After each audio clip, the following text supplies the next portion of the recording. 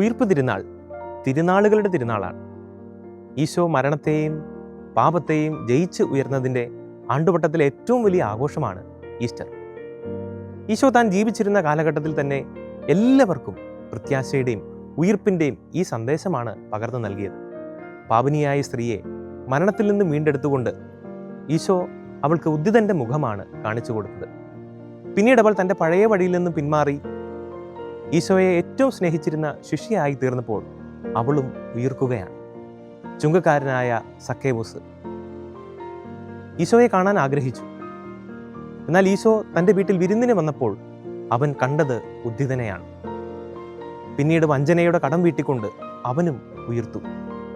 മറ്റൊരു മനുഷ്യൻ, ജീവിതകാലം മുഴുവനും പാപത്തെയും മരണത്തെയും മാത്രം സ്വപ്നം കണ്ടവൻ, അവൻ തന്നോടൊപ്പം കുരിശിൽ കിടന്നവനെ ഉദ്ധിതനെ കണ്ടപ്പോൾ അവൻ ആദ്യമായി പർദീസ സ്വപ്നം കാണുകയാണ്.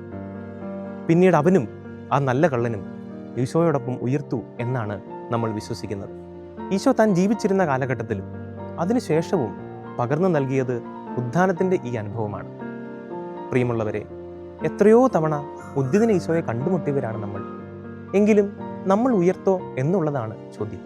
ഞാനിപ്പോൾ ആയിരിക്കുന്നത് ഏതവസ്ഥയിലാണെങ്കിലും എനിക്ക് ഒരു ഉയിർപ്പ്, ഒരു പുതുജീവൻ സാധ്യമാണ് എന്നുള്ളതാണ് ഈസ്റ്റർ നൽകുന്ന സന്ദേശം.